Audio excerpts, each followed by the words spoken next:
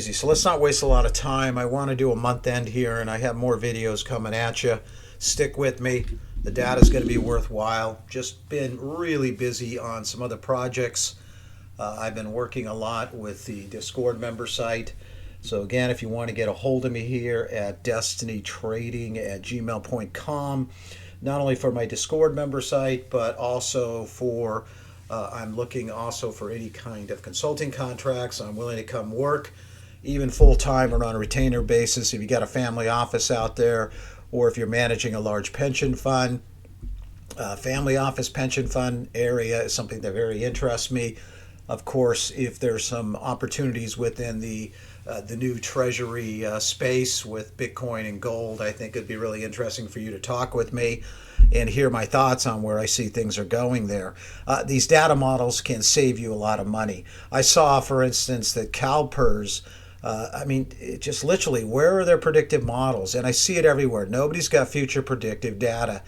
And I am the first to admit, made some mistakes along the road coming out of 2020. My data models were really solid, yet I still really had more back testing to do on this hybrid physics-based theory. Worked on it, continue to work on it, and I'll show you where I got a bit clouded in the old brain as far as being able to see, because really it's not what you hear out there. It's all about the patterns. It's all about the code of the algorithmic math. You're going to hear all the stories after the fact. The reason the market's selling off is because AI is wiping out jobs, or we simply have too much debt, or it's about trade wars, or the banks are in trouble, whatever it might be. None of that matters. The patterns are fixed in when you do this type of hybrid modeling decades in advance, because we're doing hybrid modeling around a key idea about, and it's all physics based, and that's about time. And not only time, but momentum and velocity. So we're looking at the momentum and the velocity of both liquidity and of the trends. So when you get these really long exhaustions in either or the two together, one can work in sync with the other, or they both can come together. And we're talking decades. And I even think there's a century situation going on here for topping out momentum. Now, if you think about a full century of data streaming across the eons, how long that would it take for that to exhaust, when you consider that really we've been in nothing but an up move since the 1932 low. And when you think about the 300-year cycle, this is some of the ideas that I have been working on and kind of clouded my vision back in 2020. And I'm going to show you that to start this video. Again, I was bringing up the pension fund CalPERS. They got into MicroStrategy at the top. They've now lost, I think what I heard, the number was like 40% or like 40 million. It might even be more. And then they said, well, that's no big deal because they're managing 550 billion. It's just change. I said, well, I don't know about you, but losing $40 million on a bad bet of pensioners' money, what's going on? So if you want to talk to me, you really need me on your team, and we can have a conversation about the work I've been doing here for the past 16 years that is absolutely extremely future predictive. And we'll talk about my ideas, and we'll show you how these ideas can pretty much be applied to everything across the spectrum. So that includes anything, indexes, any individual stock, and we can do an analysis. I can be a part of your team, and we can do an analysis of everything you like to look at. We can put together, obviously, presentations and reports if you like, where we can look at that data on slide presentations, or of course I can just get in on a call with you, with your group, and we can look at this stuff, because it becomes a great checkpoint, a backup. One thing for me is, nothing about egos. It's not about who's the best analyst. No, it's a team approach. It's about everybody together, working together, and the entire team taking credit for the work. It's not one individual. My job is to make you look good. I don't need the limelight. I'm at a point in my life, I work really hard to get where I'm at, where I just want to help you make money and protect wealth. So anyhow, that's enough on that. Let's jump right into it here. I can come back to you with some other stuff later, but let's get into it. I want to kick out disclaimer. These charts and updates for educational entertainment purposes only. Quick on the disclaimer. Got to throw it out there. Let's jump in. If we got to run a little bit long on this, okay. Now, actually, let's pop out of that because I want to go to that second. I want to start with this first, and I need to update this because this is an idea that actually needs a bit of work on the update here. But you can see this idea. This is this M equals A pattern, and this is the model that kind of threw me for a little bit of a loop because I really thought that the model had topped out right here in 2022 because the idea of the M equals A model, and it ties into another idea about the topping pattern, and I'll show you that one next because the two sync together with each other. Typically a J top arrives here. So we start back here at A, and then we go up here B. Actually, this is wrong. This should be A, B, C, D, and then E down here. And I'll show you that in just a moment. But we get this pattern where we end up here at what is called a J top. And it rises up, and then it comes down. So what I want to see here in this one model is, you notice the signal up top here? I want to see this orange line start down. I want to see this big blue here become more red, which is, of course, we're looking at different technicals here. We're looking at flows, we're looking at trend technicals, and we're going to want to see some of this start to break. You can see here in 2022, you can see here in 2020, and obviously back here in 2009 and 2001, 2002, how it took on that look. So we got to see that. We're going to see that. I want to see this line turn, which you can see has been pretty accurate. There's the top, 2000, there's the low, there's the top, there's the low.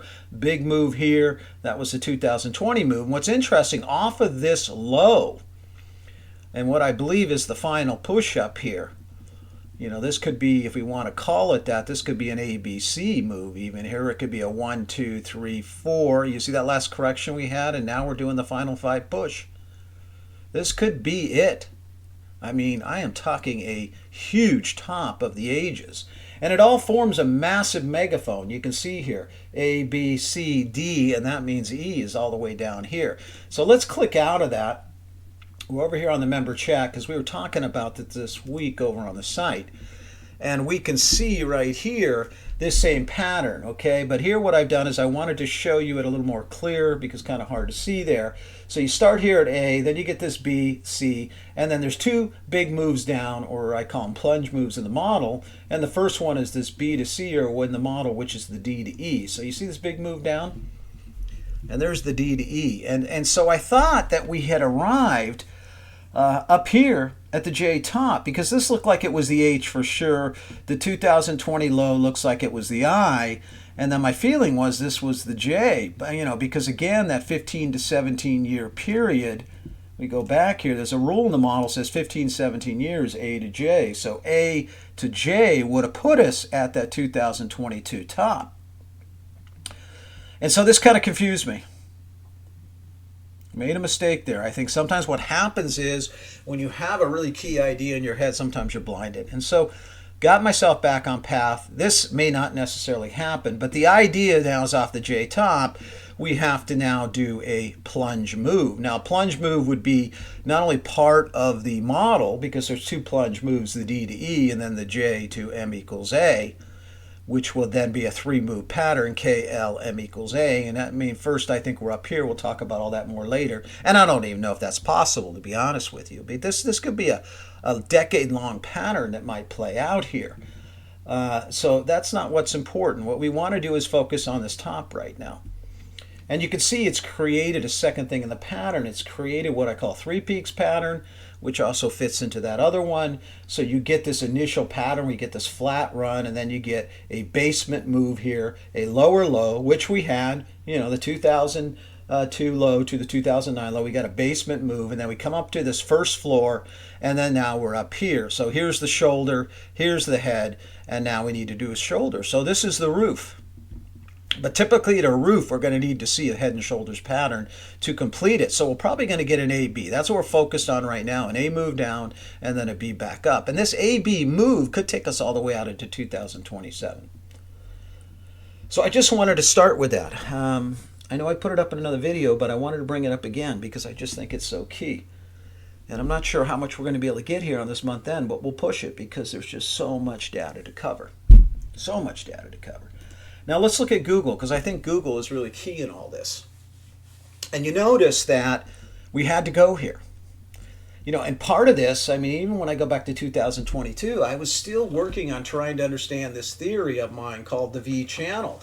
Now remember, I'm drawing nothing in these models. The only thing I'm drawing are where I put this line in here to show that the dot curve, this blue, and extending out this blue line, but everything in the model is created by the algorithm of the computer. You plug in the math, you put together the model, and then it cranks out the model. And then the idea is to understand and be able to extrapolate that data into the future. So in other words, you can see how this big channel was just rising up here. This I call the velocity channel. It's a measurement of velocity of the momentum. And it's taken me a long time in the backtesting to understand the idea of exhaustion on it, and I mean, at times you can see how it dropped out. You notice here, now these are different technicals. So when we're looking at the blue, this is velocity. So you see we dropped out of the channel because we were able to do that because you can see the blue velocity and the trend were collapsing. So we had this big move down, which of course set up this really nice wave 4 and now back up here into the wave 5. And I'm really clear on this being a wave 5.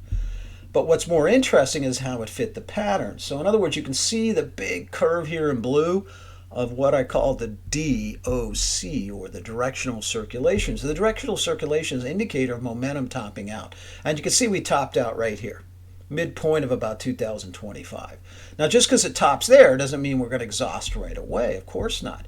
Because you notice what's interesting is, I was always wondering, do we even had to go revisit it when we were back down here? But lo and behold, we did. So you notice we did come back here into this final push on Google into the V channel. This is topped. Google's done right here.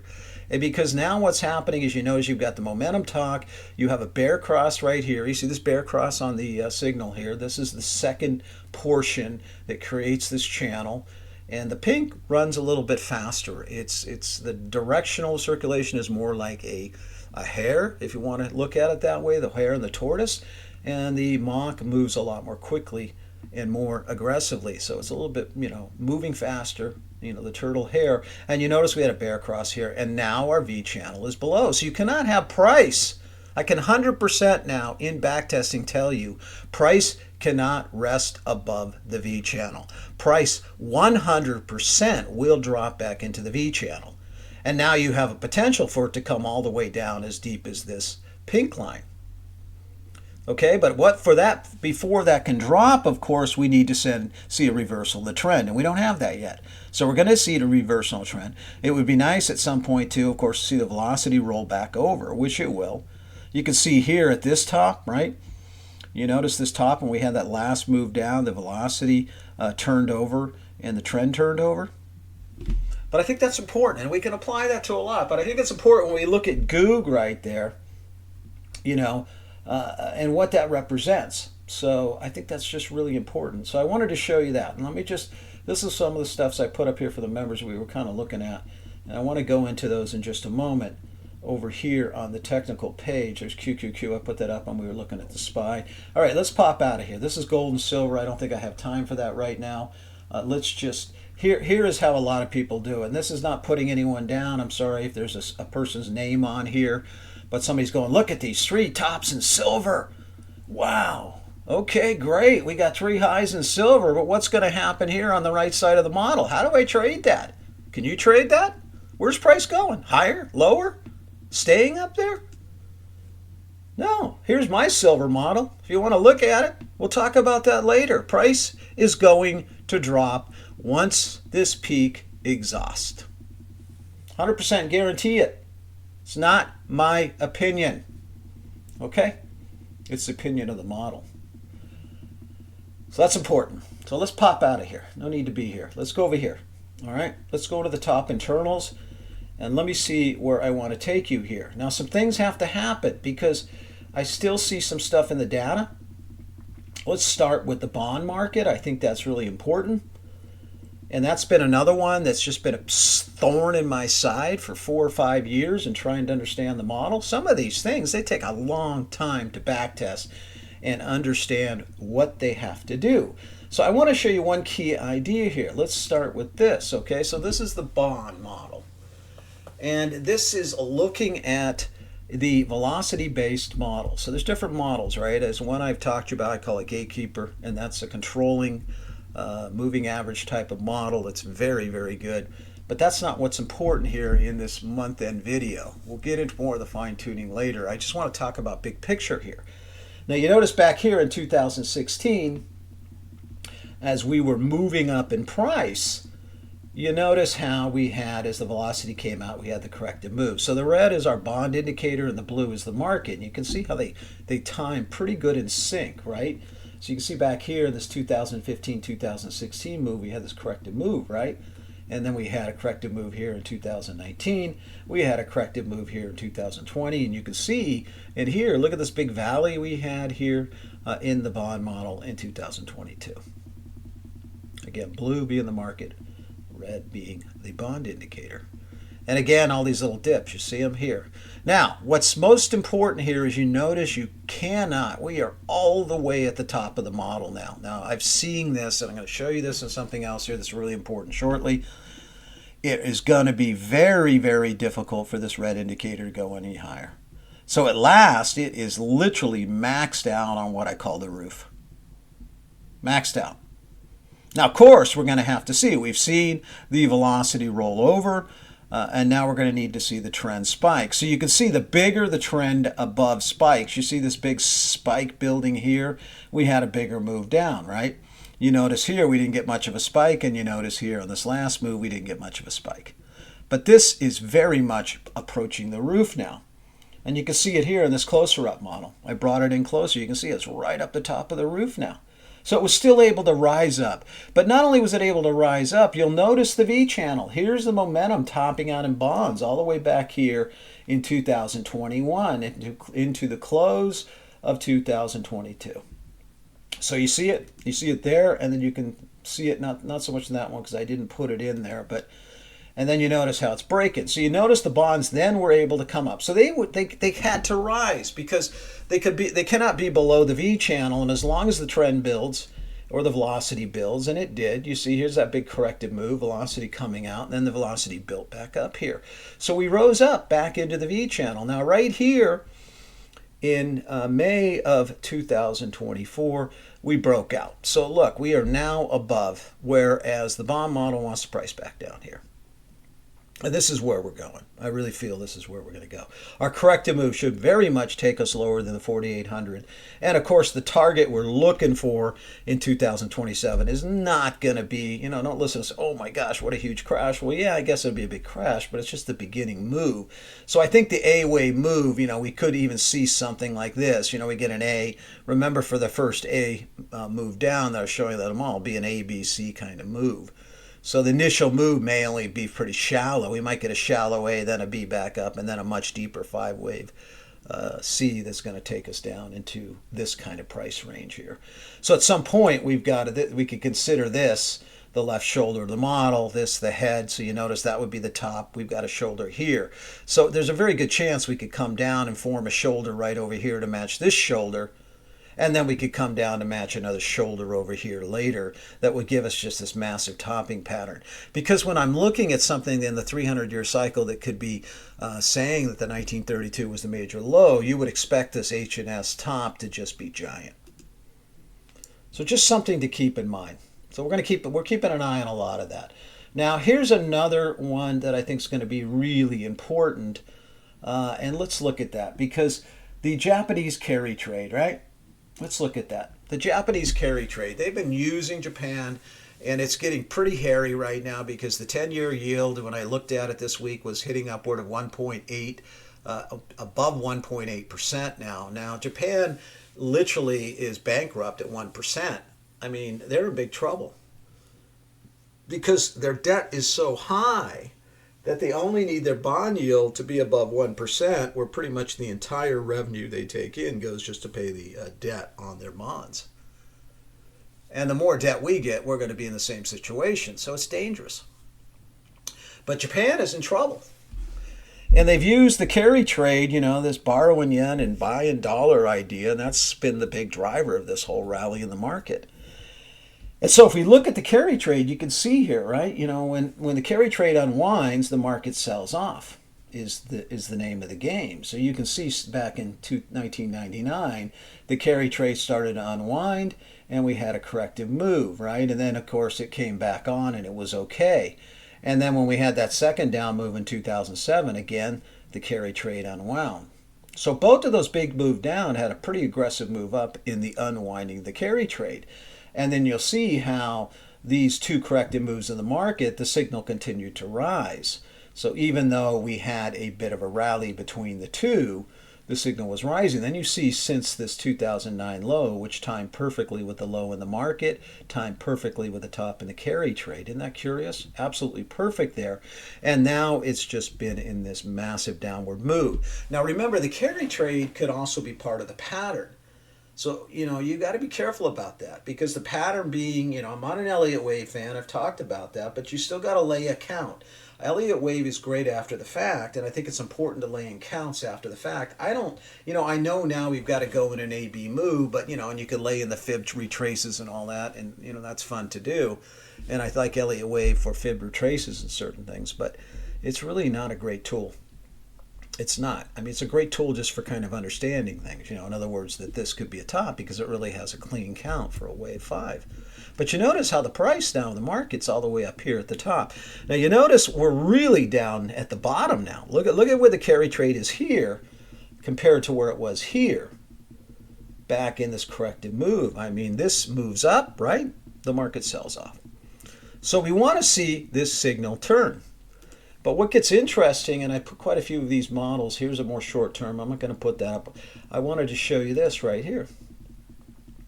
So see the red, that's the carry trade. Now typically once we get all the way down to the bottom here, look at that, if you come in close on that, look at that. You see here in that last corrective move we had, if I pull up on that, you see this last little corrective move we had down to 4,800. You can see the rise there in the carry trade. But you notice there was still room below here. Well, look at now in this last rally back up. This is, in my opinion, nearly within weeks is as deep as it can go. It can't go any lower. I mean, look, let's push this back in time, right? Look, it can't go any lower. It can't go off the technical, the model, which is the bottom of the blue you see here, which is a technical indicator in the model. It can't go any lower. I mean, it is literally at max.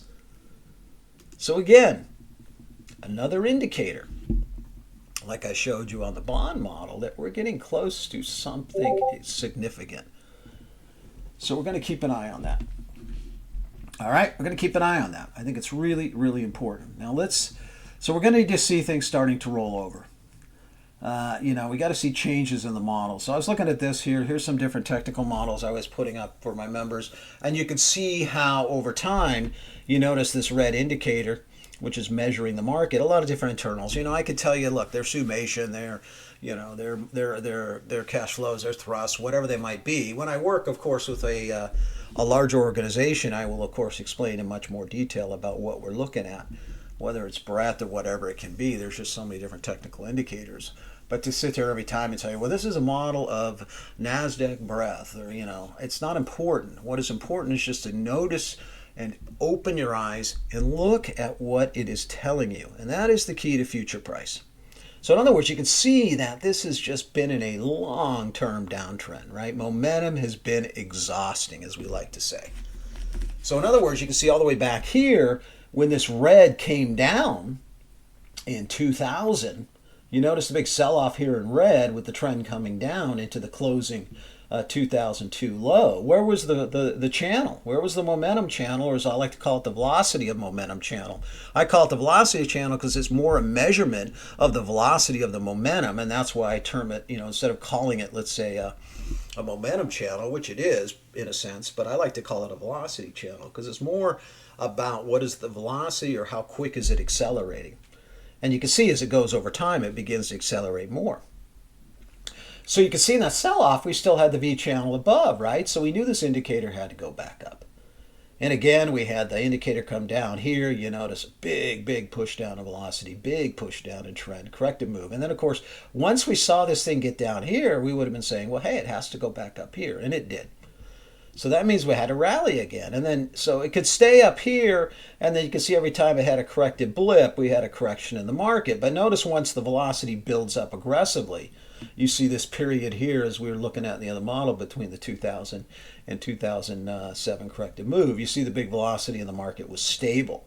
And then here again, you see this big velocity move and the market is stable. And we came down and we had this little corrective move in 2015-16. And again, we had velocity build up and the market was stable. So you can see that over time, the market is working its way where it needs to be in the V channel, because that's where this red needed to continue to price.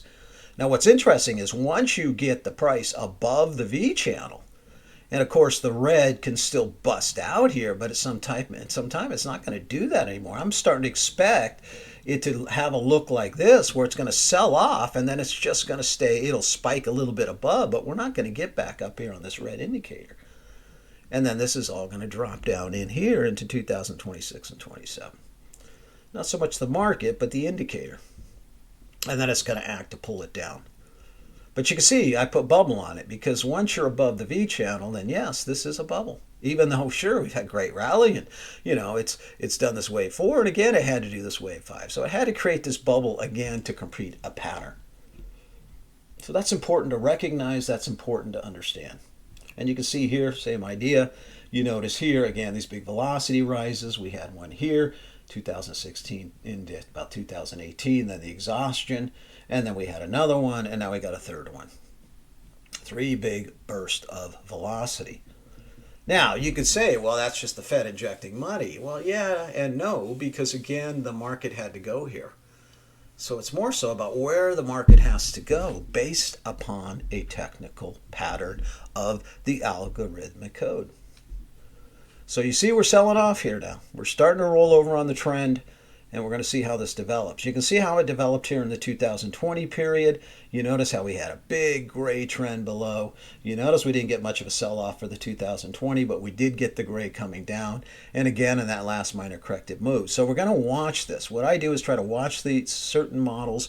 We don't look at them all. I look at some. I've got a very short list of key models I watch, and we're going to want to see the development change of the trend. Like you see here, same idea. You see how aggressive the trend is down here? And then notice how price followed perfectly up to the trend. So you can see it just working right up with the trend. But you notice we've now got a long-term top again right here in the directional circulation. Whereas notice before, all the way back here out of 2020, it was rising. And now it's rolling over, and we are down here. So now we're going to want to see. You can notice we had that big sell-off, trend built back up, and now we've got to build back down. So we're going to expect to see something completely different here soon, because if everything is saying we got a huge top, then this is all going to change. We're not going to keep building back up like we've been building back up here out of this 2022 low. So we should be able to see a pretty aggressive trend change ongoing. Like you can see here, same idea. You notice again, we're priced above the channel. The indicator we're measuring is this line here, and you can see how it broke above the channel and it's now rolled over. And you can see here how we broke above the channel and then rolled over. But you see it's gotten just above the dot curve. It's gotten just above the dot curve, and now it wants to come back down into it. And price up here looks pretty bad. And that reminds me, I wanted to show you. Let's go there because we don't have too much more time here. Here we go. This is the model I was talking about. You see this beautiful looking hanging man top on the month-end close. Just gorgeous looking hanging man. There's just no wick at all above that candle. You see that there? That is a nasty looking hanging man. And what's interesting about that hanging man is you'll see we've got this on the signal, the first full focus since the 2009 low. Now remember, this is carry trade. I threw it on here because I think it's interesting. So we're going to need to see this move back up. But you notice we're also priced as low as we can go in the velocity channel, right at the mock. So we've got room all the way up here for this thing to rise. So it really looks right. Look at that hanging man. Don't ignore that hanging man. That is just pretty crazy looking hanging man. So let's see if we got a few more things here. Boy, I'm at 30 minutes. I think we should cut it off there, and maybe I can bring you back into a few of these others, because I wanted to get a bigger picture. And then I've got these 3 key models I wanted to go into with you, because I think they're really key. Like, look at this one right here. This is the daily key too. You see how this is rolled over now? And notice we had this big rollover in 2025 here. Look how price just came right down. And so we've got this rollover now. So I want to see how this develops going into the end of the year. It is definitely looking very toppy here, even though we had that little rally last week. Look, holiday thin trade. we're going to see, we got a pretty red market here. Right here, we got a pretty red market in the futures.